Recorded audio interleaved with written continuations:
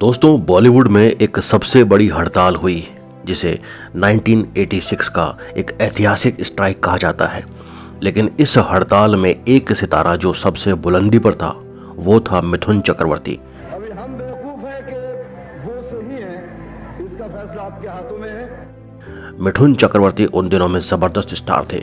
इतना बड़ा स्टारडम होने के बाद भी जो उन्होंने रिस्क लिया और अपने हिम्मत के दम पर इस हड़ताल को मुकम्मल अंजाम तक पहुंचाया, ये बहुत ही सोचने का विषय है।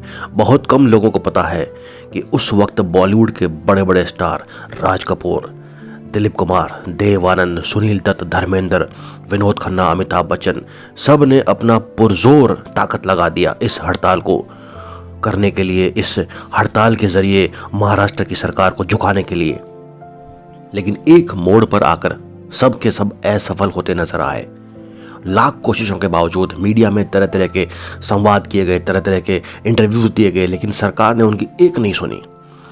महाराष्ट्र सरकार ने उस वक्त प्रोड्यूसर्स, निर्माताओं के ऊपर 177%, 177% का निर्माण टैक्स लगा दिया कि भैया 100 करोड़ की पिक्चर बनाओगे तो पहले लगभग 150 करोड़ रुपए महाराष्ट्र सरकार को टैक्स दे दो। इतना बड़ा टैक्स देने के बाद कौन निर्माता, कौन प्रोड्यूसर पिक्चर बना सकता है या पिक्चर बनाने की हिम्मत कर सकता है। ऊपर से 4% का सेल्स टैक्स और लगा दिया।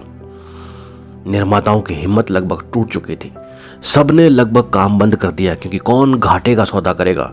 उनका कहना था कि इससे अच्छा तो हम पनवाड़ी की दुकान खोल लें।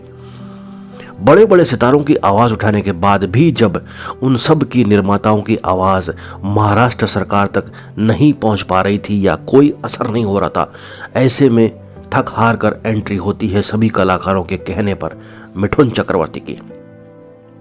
मिथुन चक्रवर्ती इन कलाकारों के सामने नए थे और कहने के हिसाब से छोटे भी थे, लेकिन कभी कभी छोटा कलाकार कितना बड़ा साबित हो जाता है वक्त के साथ, ये मिथुन चक्रवर्ती ने पुरजोर दिखाया। मिथुन चक्रवर्ती का दिमाग देखिए, इंसान का दिमाग ही है जो उसे नीचे से ऊपर तक ले जाता है।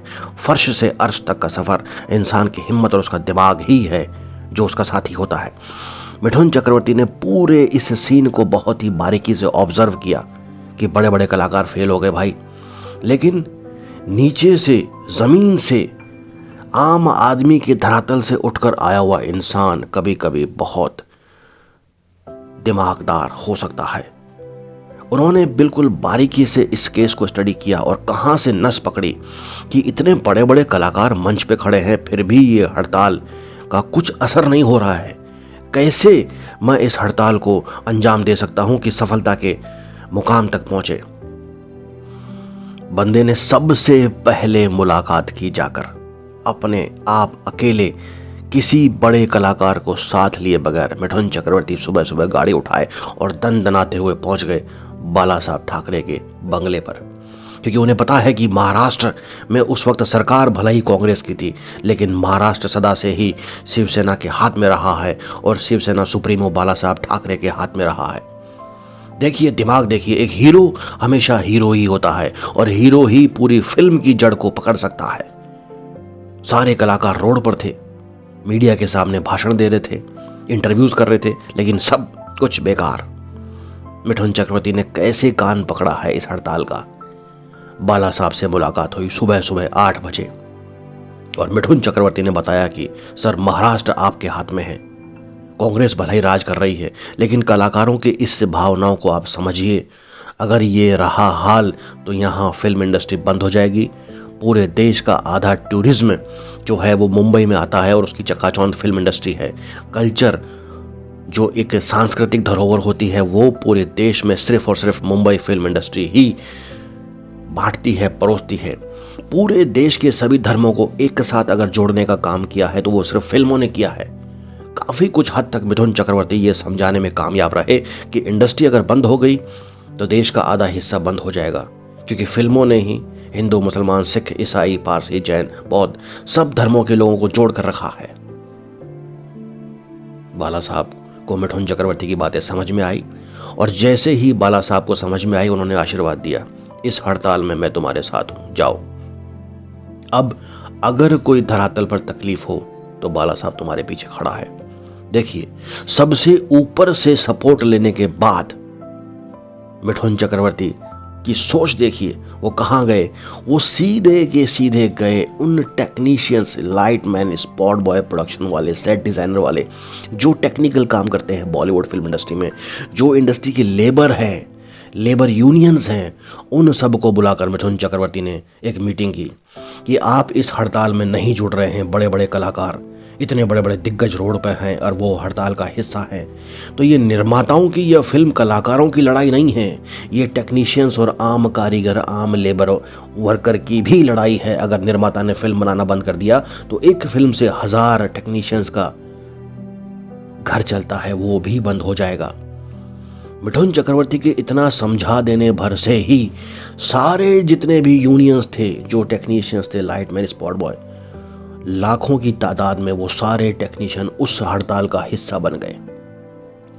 और जैसे ही इतने सारी तादाद के कारीगर उस हड़ताल का हिस्सा बने, बम्बई की सड़कों पर अक्टूबर 1986 का वो दिन ऐतिहासिक था, जब 1 लाख लोग लगभग सड़क पे थे। उनकी नुमाइंदगी कर रहे थे बड़े बड़े सुपरस्टार, और पीछे खड़ी थी फिल्म की छोटी से छोटी यूनिट के वो कलाकार, वो टेक्नीशियन, वो कारीगर, वो कामगार, सब तरह के लोग उस दिन महाराष्ट्र की सड़क पर थे। और इन दोनों को जोड़ने का काम किया मिथुन चक्रवर्ती ने, क्योंकि जब इतनी संख्या में लोग होते हैं तो कुछ असामाजिक तत्व इस भीड़ का फायदा उठाना चाहते हैं, और उस असामाजिक तत्वों को रोकने के लिए बाला साहब के शिव सैनिक ज़रूरी हैं, क्योंकि महाराष्ट्र में यही हैं जो वहाँ की कानून व्यवस्था को कायम रखने में सक्षम होते हैं। बाला साहब का आशीर्वाद मिलते ही इतनी तो गारंटी है कि असामाजिक तत्व उस भीड़ का फायदा नहीं उठा पाएंगे। और उतनी भीड़ जुटाने के लिए मिथुन चक्रवर्ती ने यह दाव खेला।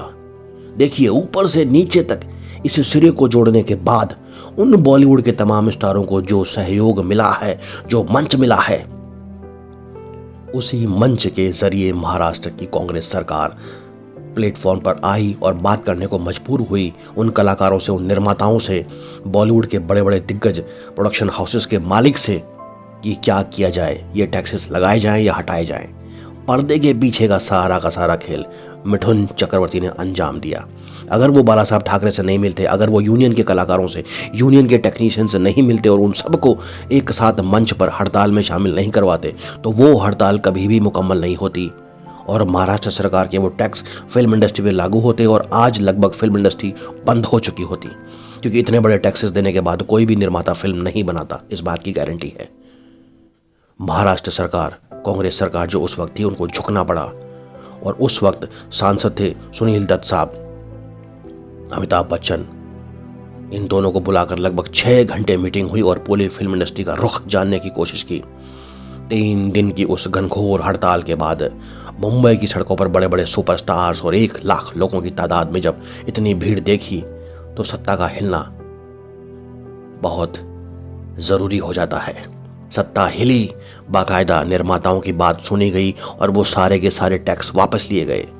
सुनील दत्त साहब ये समझाने में कामयाब रहे, सांसद होने के नाते, कि एक तरफ महाराष्ट्र सरकार उस वक्त 1986 जब बॉलीवुड में माफियाओं का दौर था, इतनी बड़ी पायरेसी होती थी, हर फिल्म की पायरेसी होती थी, हर निर्माताओं को पायरेसी के जरिए लाखों करोड़ों रुपए का नुकसान होता था। सरकार एक तरफ पायरेसी रोकने में तो पूरी तरह से नाकामयाब है, निर्माताओं को नुकसान होता है, उसके बावजूद इतने सारे टैक्सेस लगाने के लिए आमदा है। कोई निर्माता फिल्म बनाएगा तो कैसे बनाएगा? अगर आप में हिम्मत है तो आप पायरेसी रोकिए, पायरेसी रोकिए, निर्माताओं का घाटा रोकिए, तब निर्माता भी टैक्स देने की स्थिति में बने। जब तक आप पायरेसी नहीं रोक सकते, तब तक आपको और टैक्स लगाने का कोई हक नहीं है। ये बात सुनील दत्त साहब सरकार को समझाने में कामयाब रहे और यही हड़ताल का मकसद था कि हमारी दुकान में नीचे से सुराग है, जिसे पायरेसी कहते हैं, जिसको माफिया कंट्रोल करता है, सरकार की हिम्मत नहीं उसे रोक सके। ऊपर से दूसरा सुराग सरकार करना चाहती है टैक्सेस लगा के 177%, 177% टैक्स कौन दे सकता है निर्माण पर? सरकार की हिम्मत है तो वो माफिया का सुराग बंद करके दिखाए। निर्माता 4 पैसे कमाएगा तो 2 पैसे जरूर देगा टैक्स में। बहरहाल 1986 में वो पायरेसी वाला सुराग तो सरकार बंद नहीं कर पाई, वो तो बदस्तूर जारी रहा।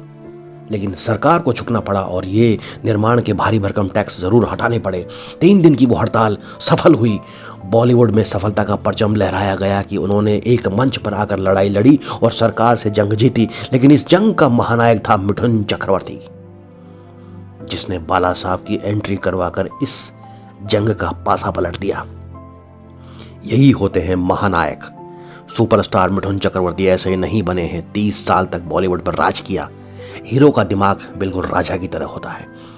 कैसे सेनापति और सैनिक को जोड़ा जाता है, कैसे राजा और चतुर और शातिर दिमाग वाले लोगों को इससे दूर किया जाता है जंग से, जो इस जंग को हराने पर आमदा थे। बहुत सारे लोगों ने नेगेटिव चालें चली, लेकिन सबको दरकिनार करते हुए मिठुन चक्रवर्ती ने इस हड़ताल को मुकम्मल अंजाम तक पहुंचाया। 1986 के बाद मिठुन चक्रवर्ती का मुकाम फिल्म इंडस्ट्री में तूफान की तरह छाया। सभी बड़े बड़े कलाकारों ने उनका लोहा माना कि यार वाह, कमाल है, क्या दिमाग है बंदे का। कलाकार हो तो ऐसा, बाहर खड़े रहकर तमाशा देखने के बजाय अंदर कूदकर सारी कूटनीतिक चालें चलते हुए सफलता के झंडे गाड़े और बॉलीवुड की गाड़ी आगे बढ़ी, जो आज बढ़ती ही जा रही है। बहरहाल वक्त के साथ पायरेसी का तो इंतजाम अमेरिका ने कर दिया। जब से टेक्नोलॉजी आई, सीडियां बंद हुई, कैसेट बंद हुई, पेन ड्राइव आए और अब मोबाइल आ गए। मोबाइल से आते आते सिनेमा सबके हाथ में आ गया है और पायरेसी की गुंजाइश ही नहीं है। सब कुछ मोबाइल पर है। ये काम है अमेरिका ही कर सकता है, क्योंकि जीमेल, गूगल, व्हाट्सअप सब तो उसी के पास है। बहुत कुछ हद तक तो उसी के पास है। लेकिन इस 1986 में, उस ज़माने में, उस जंग का असली हीरो था मिठुन चक्रवर्ती। ये बात जब भी मैं सोचता हूँ, जब भी हम चर्चा करते हैं, जब भी इंडस्ट्री में इस तरह की बातें होती है, बड़ा फ़क्र अनुभव होता है कि दिमाग हो तो ऐसा, वाह। बड़े बड़े कलाकार मंच पर बोलते रह जाते, लेकिन ऊपर से नीचे तक तार जोड़ना, राजा और प्रजा को जोड़ना, ये काम मिठुन चक्रवर्ती ने उस वक्त किया। और 1 लाख लोगों का हुजूम जो दिखा बंबई में, उसके लिए मिठुन चक्रवर्ती को सलाम। बंदे की एक आवाज़ पे इतने लोग आए, उसके लिए मिठुन चक्रवर्ती को सलाम है। सलाम है मिठुन चक्रवर्ती को कि बड़े बड़े कलाकार मंच पर मुस्कुरा पाए। वाह मिठुन दा, वाह। दोस्तों, किस्सा जहन में तो सोचा आपके साथ साझा करूं। उम्मीद है आपको वीडियो पसंद आएगा। धन्यवाद।